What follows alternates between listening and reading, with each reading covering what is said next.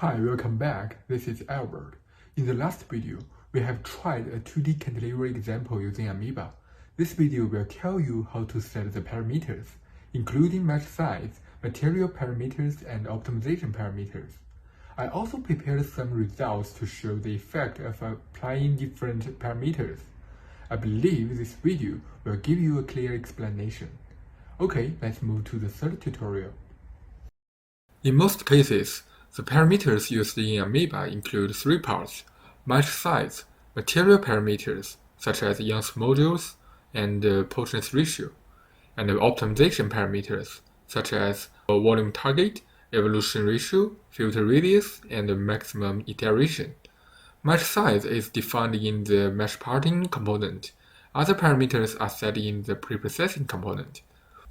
Mesh size determines the size of each finite element.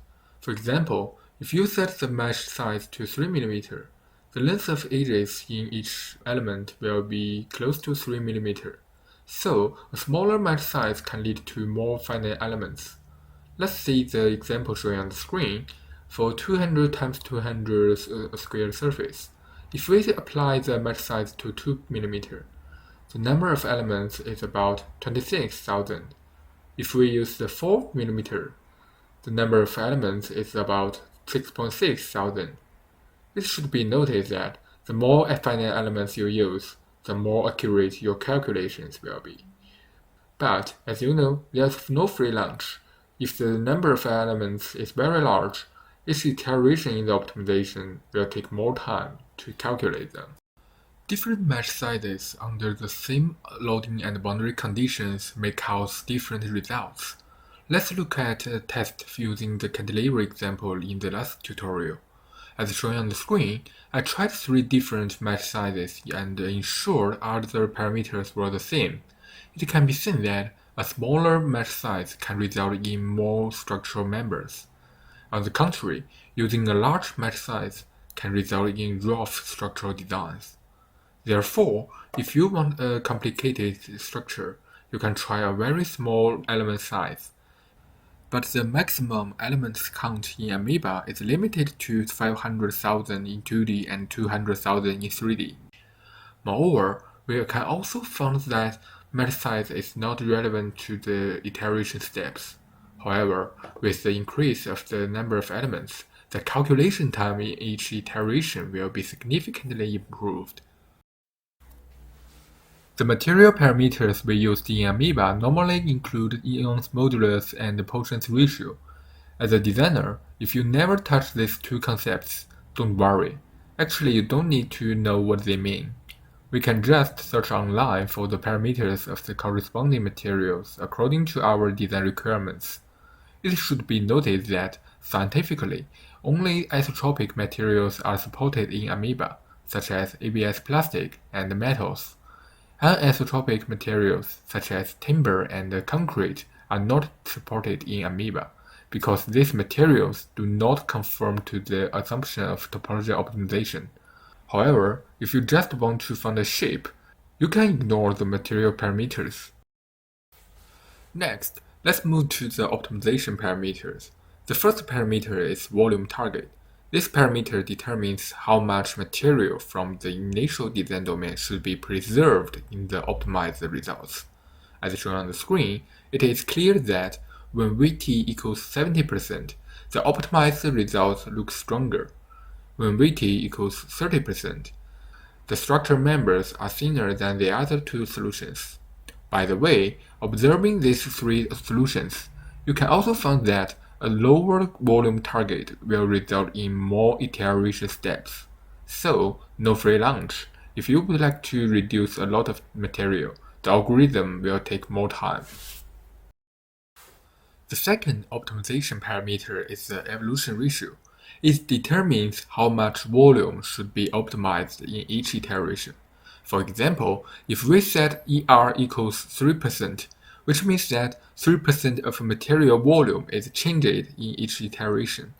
So, you can think about this. A large evolution ratio can result in a fast convergence. Look at the example shown on the screen.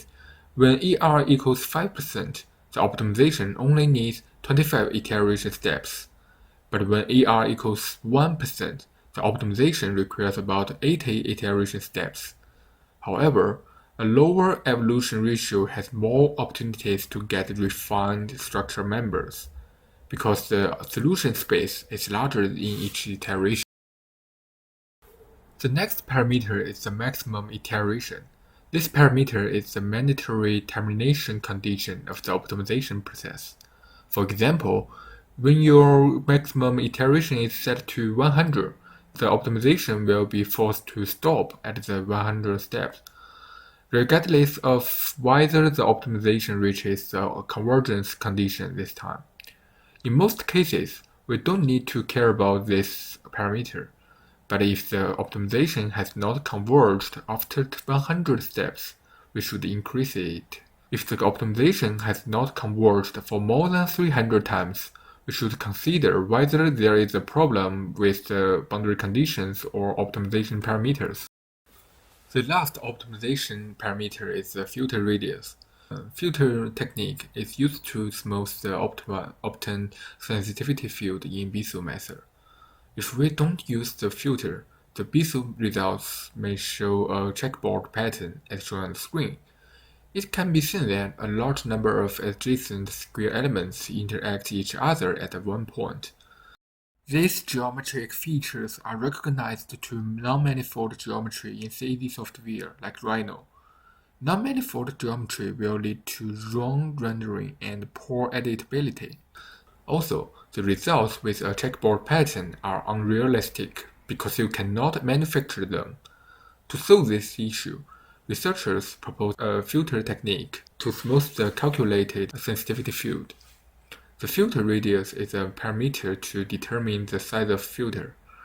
It can also be understood that the filter radius determines the minimum size of optimized structure members.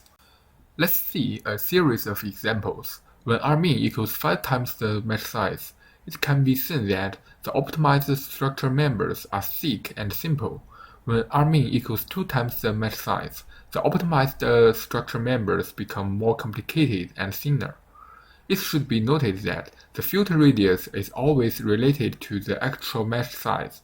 For example, if your mesh size is 1 mm, your filter radius should be 3 mm. Normally, we use 3 times the mesh size as the default parameter. You can also try other sizes, but if Rmin is less than 1 times the mesh size, the filter technique won't work. So, I suggest you ensure the filter radius is larger than at least 2 times the mesh size. Let's conclude today's tutorial. If you want a refined result, you should consider decreasing the filter radius, evolution ratio, and mesh size. If you want a simpler result, you should improve all of these parameters.